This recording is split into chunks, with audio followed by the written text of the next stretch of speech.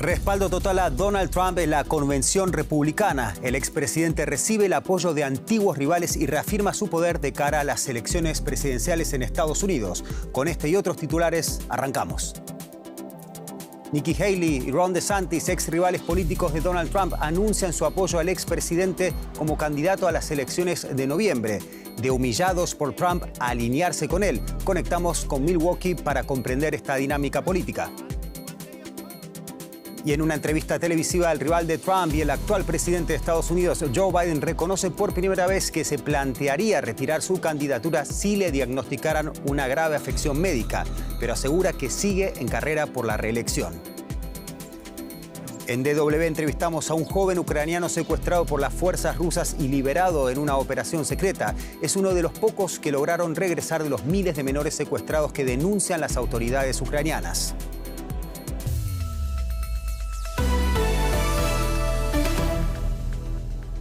Bienvenidos a DW Noticias, soy Leandro Fest, gracias por elegirnos. Tras el apoyo rotundo de sus exrivales por la candidatura republicana el martes, este miércoles es el turno de J.D. Vance, el candidato a vicepresidente de Donald Trump.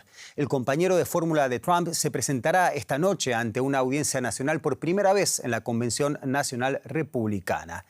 Vance, un político relativamente desconocido de 39 años, pasó rápidamente de ser un duro crítico de Donald Trump a un férreo defensor del expresidente en los últimos años. Se espera que en su discurso apele a favor de restringir el aborto y la inmigración como preludio a la esperada comparecencia de Trump el jueves cuando cierre la convención del partido.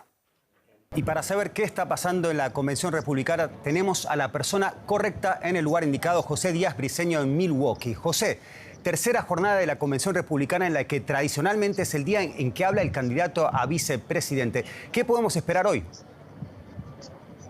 Sí, sin duda, hoy es un día muy importante, pues está dedicado a la política exterior en esta plataforma republicana que se aprobó recientemente.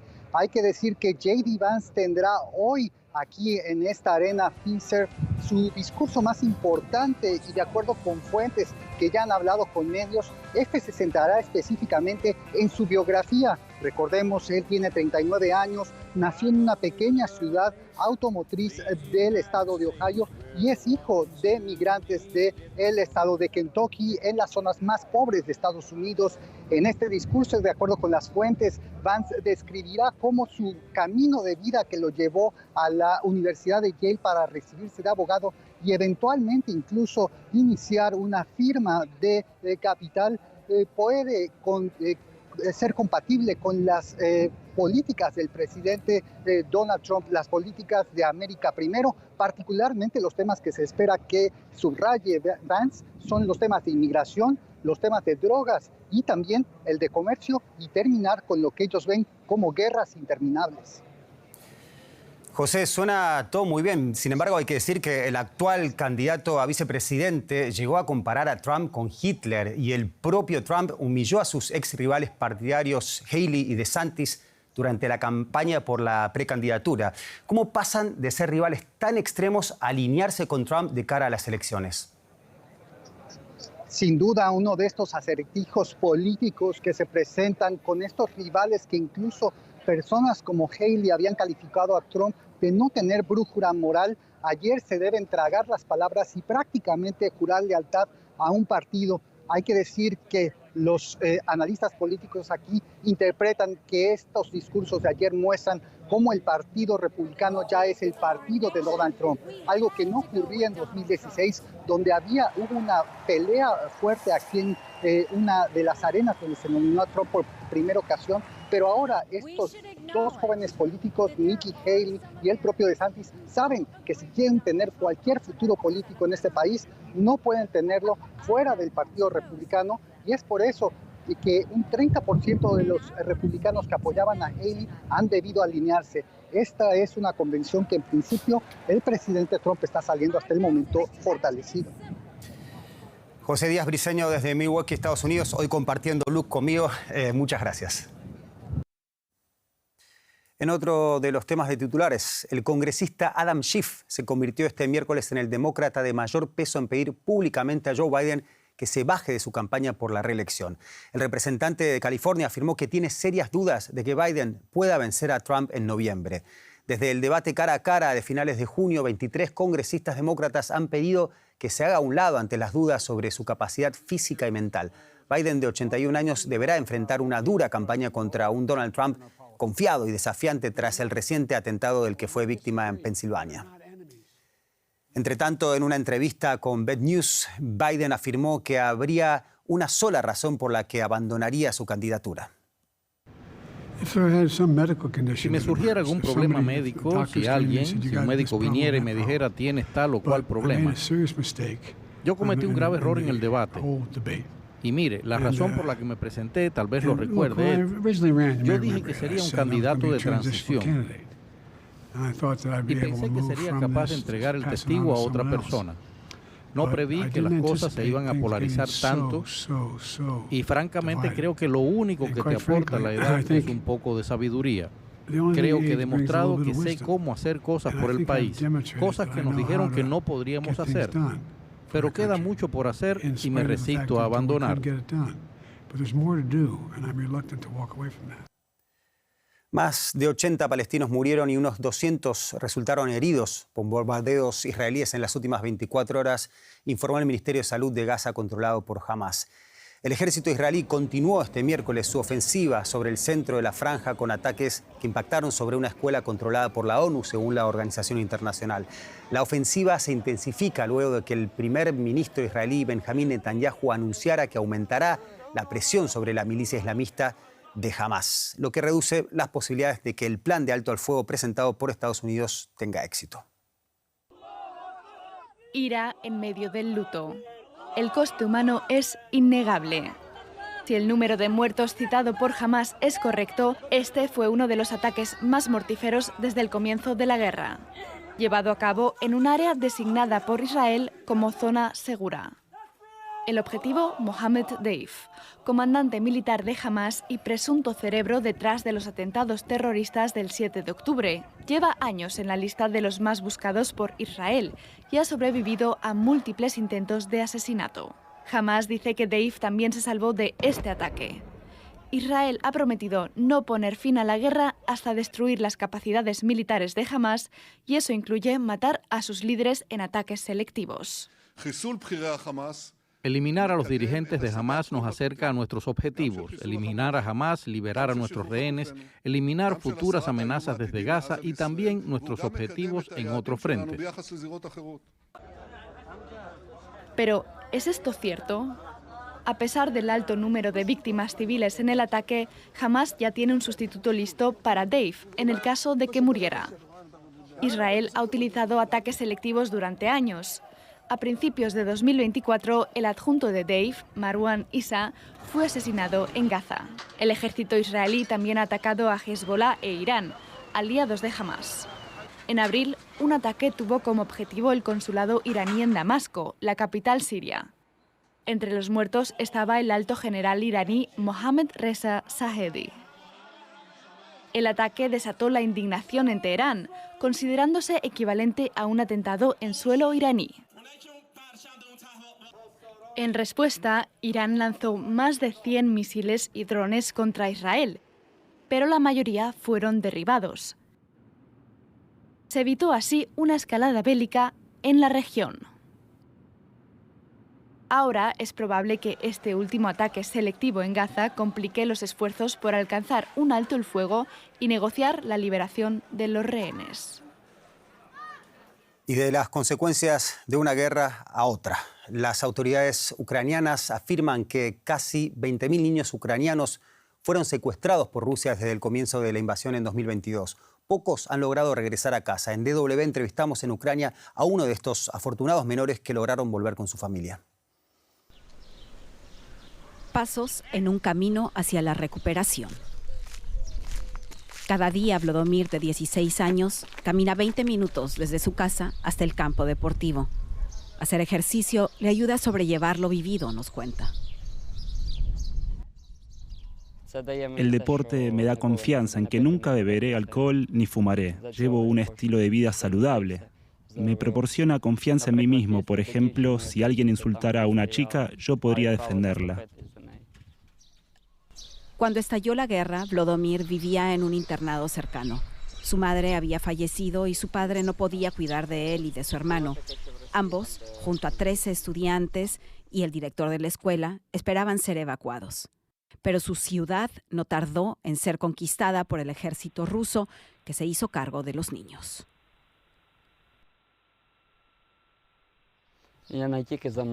No solo tenía miedo por mi hermano pequeño, tenía miedo por todos los niños que estaban con nosotros. Tenía miedo de que de repente bombardearan y el sótano donde nos escondíamos se derrumbara y no pudiéramos salir.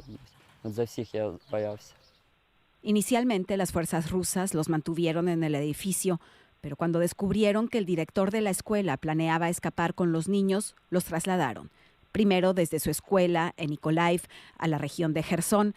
Finalmente fueron deportados a un campamento en Rusia. Había algunos niños allí que eran prorrusos y no querían regresar a Ucrania. Y yo era amigo de aquellos que querían regresar a Ucrania.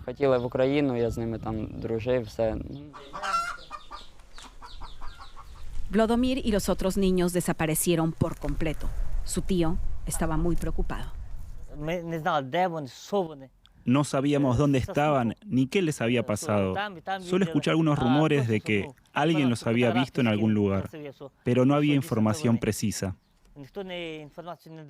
Un año después, un grupo de voluntarios ucranianos contactó con Roman, informándole que sus sobrinos habían sido rescatados junto con otros niños y llevados a Tiflis, Georgia.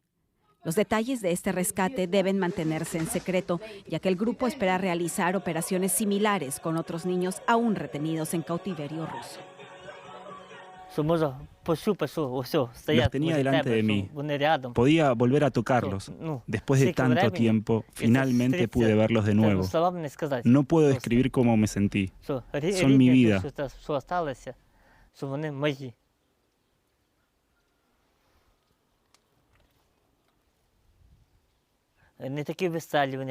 Hoy ya no son tan alegres como solían ser. Se han vuelto un poco más retraídos.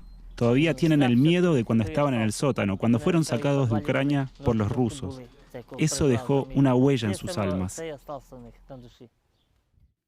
La deportación forzada de niños como Vladimir y su hermano es un posible crimen de guerra que incluso podría llegar a considerarse como genocidio. Los funcionarios rusos dicen que están rescatando a los niños ucranianos de la guerra. Sin embargo, la Corte Penal Internacional en La Haya ha emitido una orden de arresto contra el presidente ruso Putin en relación con estos secuestros. Por ahora, Vladimir quiere dejar todo esto atrás y espera que el futuro sea mejor. Quiero ser guía turístico o algo así y ver el mundo. Y allí donde nos esté mirando, en el aparato que nos esté mirando, hay seguramente un chip, algo fundamental en la economía global, y es algo de lo que nos va a hablar ahora Paco Furió. Así es, Leandro, la batalla de los microchips. Y es que comenzamos hablando del gigante de los semiconductores ASML, porque las acciones de la empresa han caído más de un 10% hoy en la bolsa de Ámsterdam. El motivo, la posibilidad de que Estados Unidos endurezca las exportaciones de chips a China. ASML es conocida por desarrollar la maquinaria más avanzada para el diseño de chips. Y uno de sus mercados más importantes sigue siendo China, a pesar de las restricciones comerciales de Estados Unidos. Hoy la agencia de noticias Bloomberg dice que la administración Biden está considerando endurecer aún más esas restricciones. Desde hace tiempo Estados Unidos busca limitar el acceso de China a la tecnología más avanzada ante el miedo de que Pekín pueda utilizar los semiconductores para fines, por ejemplo, militares. Día complicado para los fabricantes de chips. José David Navarro en la bolsa de Frankfurt. Según la agencia de noticias Bloomberg, Estados Unidos podría endurecer todavía más las exportaciones de chips a China. ¿Por qué esto ha afectado tanto a la empresa holandesa ASML? Hola Paco, ¿qué tal? Bueno, como tú adelantabas, para ASML, China sigue siendo uno de sus principales mercados. Por segundo trimestre consecutivo para esta empresa holandesa, el mercado chino le ha reportado casi la mitad de sus ingresos. Eso nos permite hacernos una idea de la importancia, a pesar efectivamente de las restricciones escalonadas de Estados Unidos, que este mercado sigue teniendo para la que es, Paco, la tecnológica europea con mayor capitalización bursátil.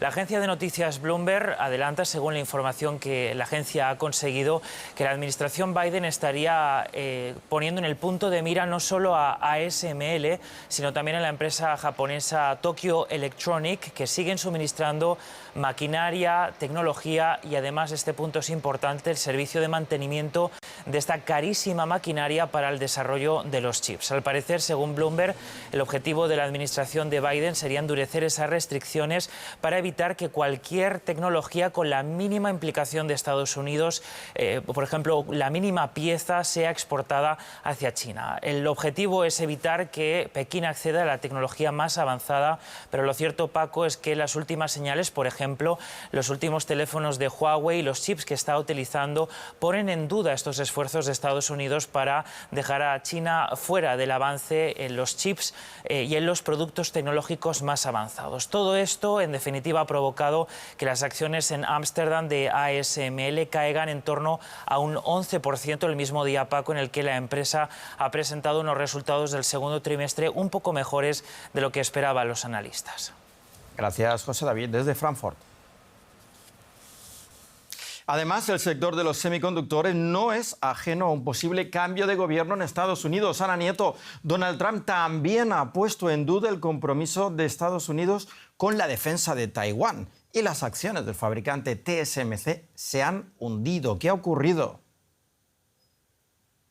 Así es, en una entrevista con Business Week, Trump ha planteado que la defensa de Taiwán con una distancia mucho más grande que la de la actual administración y, de hecho, como una transacción. Taiwán tiene que pagar por su protección, es lo que ha dicho el ex vicepresidente, para luego razonar que el país que aspira de nuevo a liderar no es diferente en este sentido de una empresa de seguros. La revista dice que esta posición transaccional nace de un resentimiento económico que tiene Trump porque ve a Taiwán como un país muy rico por haberse aprovechado de una industria, la de los microchips, que le correspondía a Estados Unidos. De hecho, el candidato republicano a la presidencia lamenta que se haya perdido el liderazgo en microchips. La realidad es que TSMC está invirtiendo para expandir su producción en varios países, Japón, Alemania y Estados Unidos, con dos grandes plantas en Arizona en la que están invirtiendo miles de millones. La competencia de empresas estadounidenses es muy fuerte. Está planteado por empresas como Nvidia, como AMD, como Qualcomm. Realmente hay mucha competencia en el sector. Ana, el sector de los microchips también está en un momento muy especial en la bolsa. ¿Por qué? Sí, por un lado están los comentarios de Trump y por otro las presiones de Biden para cerrar más el cerco a China con tecnología puntera. Las cuestiones de geopolítica no son menores, pero además coinciden con un momento en el que los inversores de los mercados ya han empezado a ampliar sus miradas a intereses que van más allá de los valores tecnológicos que han estado todo este tiempo aupados por las promesas de la inteligencia artificial. El mayor optimismo por la rebaja de las tasas de interés que puede venir en septiembre y la menor presión inflacionista ha llevado a buscar oportunidades de inversión en valores de capitalización media y capitalización baja que no han estado favorecidas durante los últimos meses, incluso el año pasado, desde el año pasado, cuando se han disparado todos los valores tecnológicos, pero no la mayor parte de los valores en bolsa. Se espera un mejor desempeño de estos valores una vez que empiecen a bajar los costes de financiación. Los valores de alta capitalización como Nvidia, Apple, Microsoft han tenido un largo recorrido al alza con muchos beneficios durante muchos meses para muchos inversores, pero ahora el mercado parece que quiere favorecer una diversificación. Gracias, Ana, desde Nueva York. Gracias. Y Washington, por su parte, anunció este miércoles una iniciativa para promover la producción de semiconductores en México, Panamá y Costa Rica, con fondos provenientes del Departamento de Estado y del Banco Interamericano de Desarrollo. El plan prevé financiar proyectos de ensamblaje, prueba y empaquetado de semiconductores fabricados en estos 3 países, que luego se ampliará a otras naciones de la región. El jefe de la diplomacia estadounidense, Antony Blinken, anunció la iniciativa en el marco del encuentro de la Alianza para la Prosperidad Económica de las Américas, en la que participaron cancilleres de 12 países. Estados Unidos busca relocalizar la industria de semiconductores en lugares cercanos, mientras libra con China una batalla por el dominio de estos componentes esenciales para muchos dispositivos electrónicos, como teléfonos, ordenadores, drones y equipos militares. Bolivia ha descubierto un enorme yacimiento natural de gas. El presidente Luis Arce, que en junio resistió con éxito un intento de golpe de Estado, espera que el descubrimiento ayude a sacar al país de su crisis energética y económica. Las exportaciones de gas fueron en su día la fuente de ingresos más importante para el Estado boliviano, pero las reservas habían caído a niveles críticos. El descubrimiento al norte de La Paz es el mayor en casi 20 años. Suficiente para abastecer de gas a un país del tamaño de México durante un año. El gobierno boliviano espera que el yacimiento ayude a superar la galopante crisis económica del país sudamericano. Y este pozo marca el inicio de un nuevo capítulo para la región norte del subandino, ofreciendo la esperanza de mantener a nuestro país como un importante exportador de gas. Hasta hace 3 años, las exportaciones de gas eran la principal fuente de ingresos de Bolivia. Pero los yacimientos se agotaron y sin exportaciones no llegan divisas. El Estado boliviano no tuvo dólares para, por ejemplo, importar combustible. Esto significó colas de horas, a veces días, en las gasolineras. Es un poco incómodo, hay que estar lejos de la familia, pasando frío, pasando hambre. Los críticos denuncian años de falta de inversiones en búsqueda de nuevos yacimientos de gas y que el descubrimiento del actual estuvo precedido de unos gastos de exploración de 50 millones de dólares. Bolivia cuenta con ingentes recursos de gas y litio, pero necesita grandes inversores para explotarlos. Y el presidente de El Salvador, Nayib Bukele, inauguró este martes un centro tecnológico de datos en la localidad de Ciudad Arce, a unos 40 kilómetros de la capital. Realizado con una inversión de 30 millones de dólares, ofrecerá servicios de almacén tecnológico para empresas públicas y privadas del sector financiero. Bukele espera que este centro, llamado Data Trust, se convierta en el hub tecnológico de la región, generando 4.000 empleos y atrayendo empresas internacionales. En los últimos meses, el gobierno ha tomado diferentes medidas para reactivar el crecimiento económico y atraer capital extranjero, como eliminar el impuesto sobre la renta de este tipo de inversiones del exterior. Más noticias. Seguimos en Venezuela, Paco. En Venezuela, funcionarios de cuerpos de seguridad del Estado detuvieron este miércoles a Milciades Ávila, jefe de seguridad de la líder opositora María Corina Machado. Se desconocen los motivos de la detención y el lugar al que fue trasladado Ávila tras ser sacado de su casa. Machado fue la ganadora de las primarias antichavistas de octubre por una aplastante mayoría, pero no pudo postularse a las elecciones presidenciales debido a una inhabilitación política impuesta por la Contraloría General que le impide ocupar cargos públicos de elección popular hasta 2036. Según la ONG Foro Penal, las autoridades de Venezuela detuvieron este año a 102 personas vinculadas con la campaña opositora. Estados Unidos pidió la liberación inmediata del jefe de seguridad de Machado. Por su parte, el presidente venezolano Nicolás Maduro, que busca un tercer mandato, pronosticó un triunfo oficialista en las elecciones del 28 de julio y hasta alertó sobre una posible guerra civil a quienes voten a la oposición.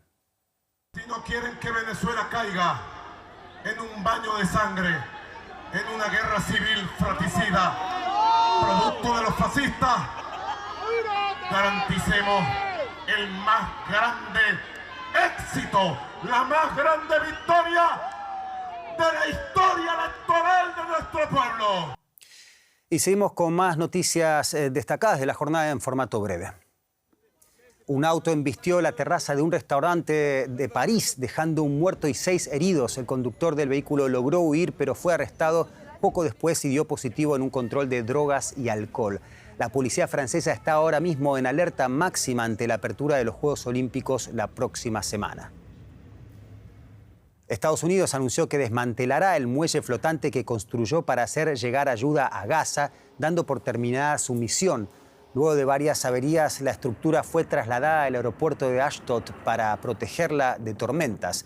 El muelle ha sido muy criticado por organizaciones humanitarias debido a su poca capacidad para entregar suministros a los gazatíes, pese a haber costado unos 230 millones de dólares.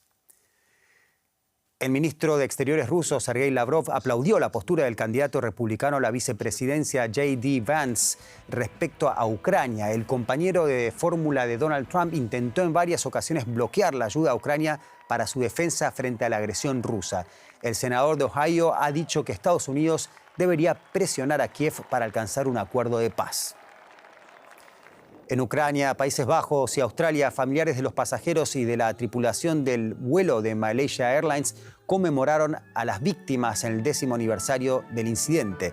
El avión civil fue derribado hace una década en los cielos de Ucrania, muriendo las 298 personas que viajaban a bordo. Investigadores internacionales concluyeron que el aparato fue abatido por un misil lanzado por separatistas respaldados por Rusia. Y vamos con información de último minuto. Parece que no son semanas buenas para el presidente estadounidense Joe Biden, quien acaba de dar positivo en COVID-19. Lo confirmó hace apenas unos minutos la Casa Blanca. Según las autoridades, el mandatario no quería poner a nadie en riesgo y por eso no intervendrá, como tenía previsto, en la conferencia anual de la organización latina Unidos en Las Vegas. El esqueleto de este gosaurio más grande y completo jamás encontrado alcanzó este miércoles los 44,6 millones de dólares en una subasta de la casa Sotheby's en Nueva York, un récord para un fósil de dinosaurio. Apex, como fue bautizado este ejemplar, fue hallado en el estado de Colorado. Mide 3,3 metros de alto por 8 de largo y tiene unos 160 millones de años de edad. La subasta ha sido criticada por paleontólogos, que argumentan que fósiles únicos como el estegosaurio no deberían venderse al mejor postor, sino preservarse y exhibirse al público en un museo. Todavía hay esperanzas de que Apex termine en uno, ya que aún se desconoce la identidad del comprador. Y esto es todo por ahora. Seguiremos informando sobre la salud de Biden y otras cosas más. Hasta aquí llegamos con la información, pero luego pueden seguir buscando en nuestras redes sociales y en YouTube, gracias al equipo de Deutsche Welle que trabaja las 24 horas para mantenerlos informados.